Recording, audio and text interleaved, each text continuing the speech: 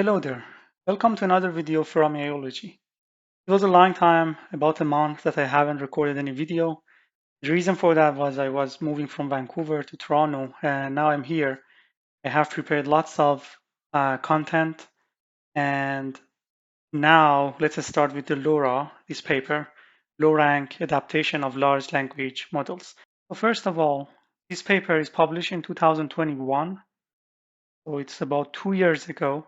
But now, because of the recent requirement for training large language models and training large models, many people are looking to this. There are other advanced methods on top of the LoRa is designed, like using LoRa FP 16 or int 8, stuff like that. And I thought that this is a good start to start with this paper first, understanding the concept. Then maybe we can walk through a small coding together and see that this LoRa technique is not only for the language model, but can also be applied for any other training or fine-tuning deep learning models. So this paper is by Microsoft. Yeah, and the code is available in the Microsoft GitHub repository. So let's see what it's mentioning in the abstract. It said an important paradigm of natural language processing consists of large-scale pre-training on general domain data and adaptation to particular task domain. As we pre-train larger model, full fine-tuning, which we train all models' parameters, become less feasible. Using GPT-3 175 billion parameters as an example, deploying independent instances of fine-tuned models, each with 175 billion parameters, is prohibitively expensive. Therefore, we propose low-rank adaptation, or LoRA, which freezes the pre-trained model weight and injects trainable rank decomposition matrices into each layer of the transformer architecture, greatly reducing the number of trainable parameters for downstream tasks. So let's start from this. So in one of the previous videos, I try to only fine-tune the last layer of, I think it was MPT 7 billion parameters. So I was just trying that one of the way of fine-tuning it. But usually, if you want to get a good performance by fine-tuning a model, we need to full fine-tune it. Of course, like fine-tuning some of the layers works, but uh, they cannot beat the full fine-tuning. But if the model is very large and we want to fine tune it on a specific downstream task. For example, we know that GPT can work for different downstream tasks, like by providing some few shot sample or even zero shot uh, prompting. But this is very important that if we have a specific task, if we fine tune it on that task, for example, for question answering, like closed domain question answering, or providing some context and ask for extracting some entities or stuff like that. So if you have these kind of a specific task, it's better that we fine tune the language model on that task because, um, of course, with zero shot or few shot, we can gain some performance, but cannot outperform when we exactly fine tune the model on a specific downstream task. But the problem with large model is that, as I read through the abstract, it's really impossible that for each downstream task, we retrain, we fine tune, or it's called fully fine tuned, the parameters of the model for that specific task. That's why this is one of the paper talking about that. Another is the llama adapter. And here you will see that they are devising some technique to reduce these number of trainable parameters and also the checkpoint that we want to save after to less than 100 megabytes. And training would be much faster. We can have like the main pre-trained model, and then on top of that, lots of fine tuning on different downstream tasks can be prepared.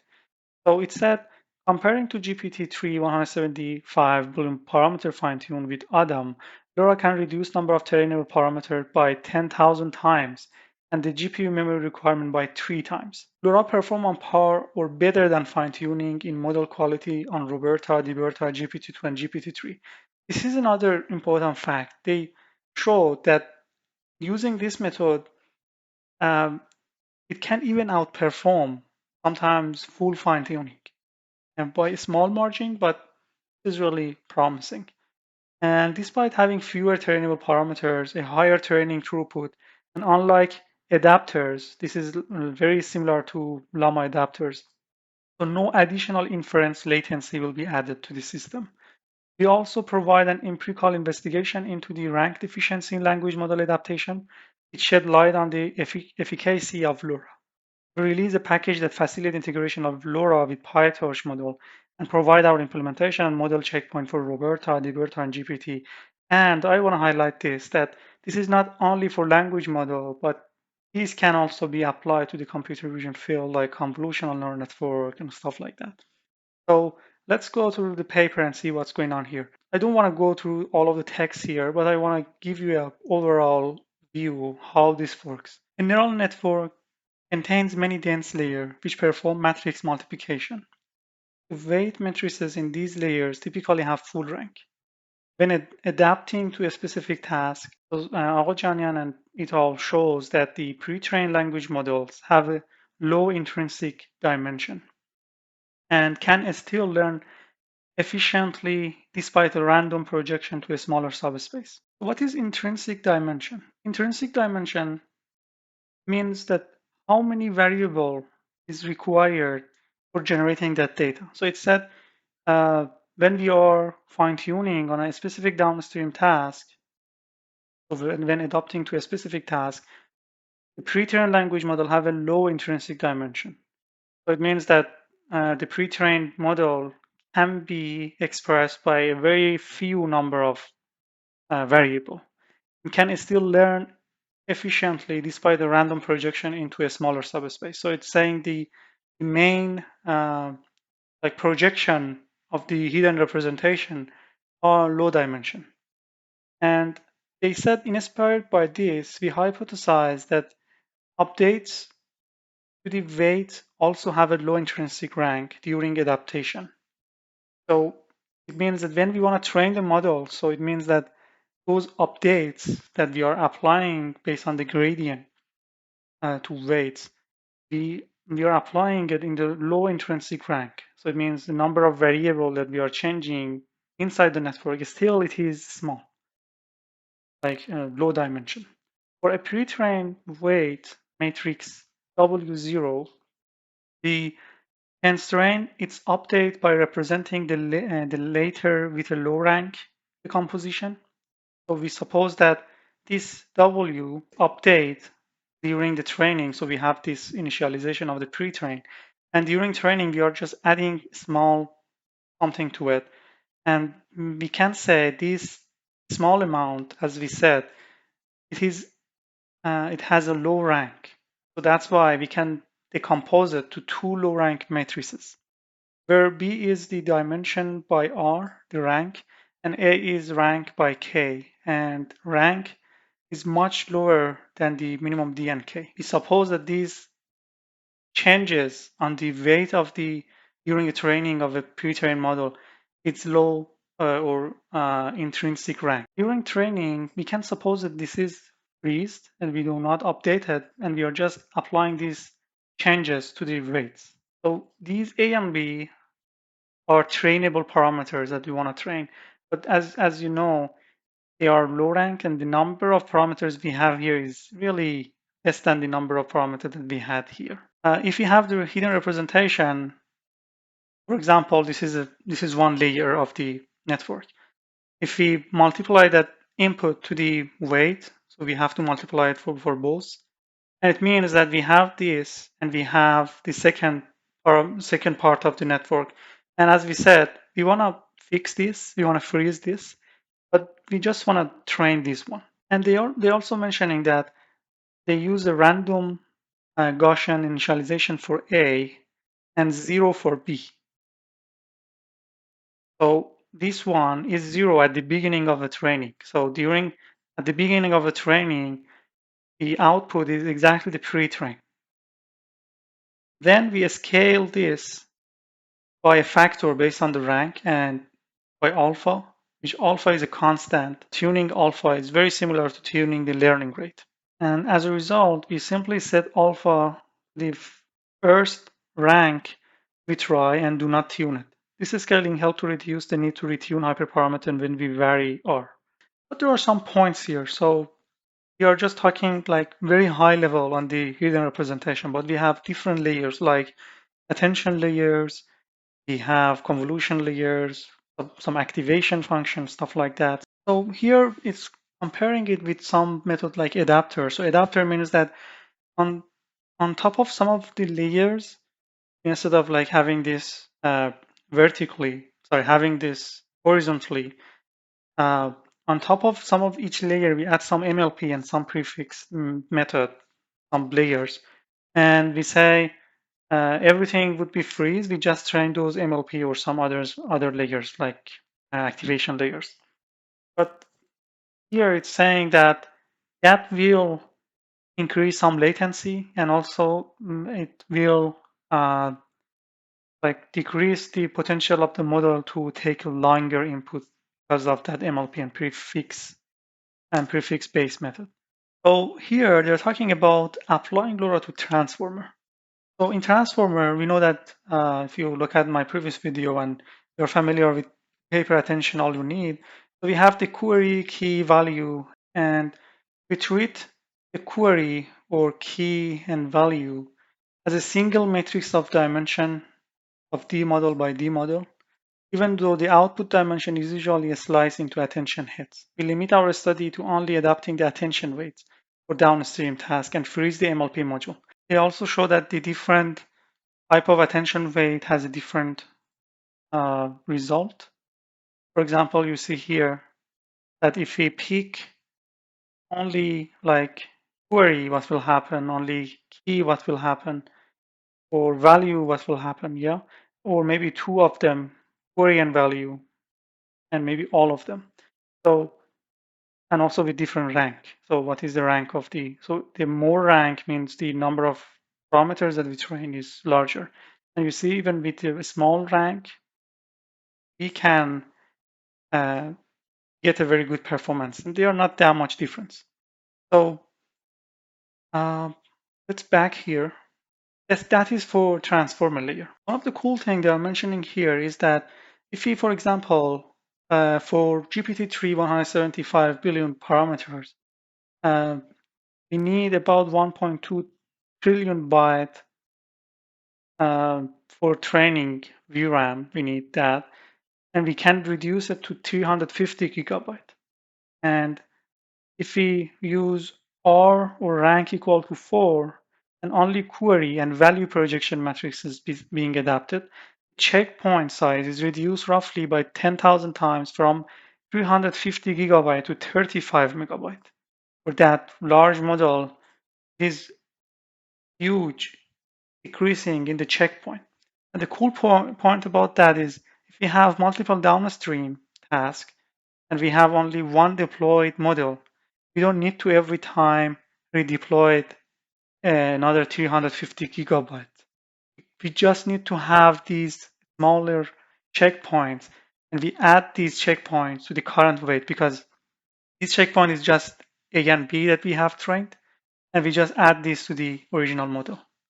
This is amazing. They show that, for example, using adapter, there are different adapters like pre-layer, adapter L. They have explained what they are exactly, adapter L, adapter H. They have shown here that LoRa can give us a better performance. And it is not only that, look at the number of parameters.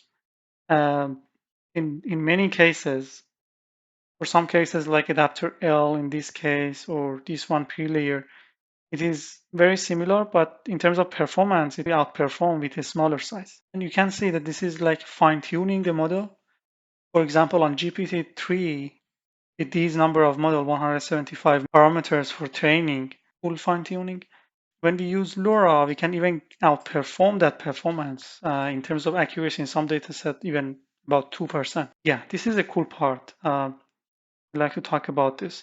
We're talking about here that let me explain this way. So they are talking about this, that when we have this weight and we have another two matrix multiplication. This is the freezed weight, and this is A and this is B, or B and A. So they're showing that the intrinsic dimension, even if they calculate the eigenvector for the uh, hidden representation or the weights here, the eigenvector of the representation of the weights here. So it would be, for example, let me have arrow here. Maybe this would be in this dimension. Of course, this is multi-dimensional. I'm just showing it just for simplicity. And they are showing here when we fine tune it, usually these A and B are not looking in the same direction here, and they are looking in different dimension. For example, this way and maybe this way. Yeah, just they are low dimension if they are just one, so maybe that just direction, and this is another direction. And they are saying that, so one of the cool part about this LoRa is that this is pre-trained weight. It's learned something about the data. And when we add this, these weights usually are not representing the same behavior. So they are learning different aspect of the data for that specific downstream task. And like investigating only on these is also one of the cool topic that they put it for the future. Uh, they are talking about how does the adaptation matrix this one compared to this one. And they are showing here that the weights they are representing, they are completely a different direction. Yeah, they use like SVD and then try to have the norm and the vector direction. And this is very cool because it's showing that this kind of training is like a better objective for the model to fine tune on that downstream task. And one of the other good part is that the model will not lose the previous information that it had during the pre-training phase because it already have that and we are just adding more to it. This is very cool. And at the end, they just talk about like the adding adapter layers, how they increase latency. I don't want to stop here. I just want to show you some other way of using that because this is not only reading paper, we want to use that in real application. Okay, so uh, one of the repository that we can see that is this one from the Microsoft, and we can see that they have provided some example. For example, if you go to the layers, you see LoRa layer. You can use it for embedding. So if you have embedding, you can use this and pass a rank here, so it will like create A and B for you, and use it instead of like your embedding or linear layer. So if you have a model and you know the first layer is, for example, embedding, and then a linear layer, and then maybe let me go down, maybe another convolution layer, something like that. So instead of those, you can use this one, and they have proposed some example. There is another repository I want to talk about that this is parameter efficient fine tuning from Hugging Face. So inside the Hugging Face, one of the famous libraries transformers. If users is one of the other, but one of the other thing is PEFD, parameter efficient fine tuning. And you see that people are working on that hard, and this is really cool. The first thing you see here is LoRa, and we explained it, but there are other cool parts here like prefix tuning, P tuning, prompt tuning, auto LoRa, the adaptive budget allocation. This is something like newer, but let's see one example, which is very cool. So you can apply it to the transformer. You just need to import it. So you can say from parameter efficient fine tuning, import, get paired config, get PFD model, or LoRa config. So you with the LoRa config based on the task type, for example, this is sequence to sequence, you can pass the R, the rank that you want, and the alpha that we discussed, what is the alpha for training.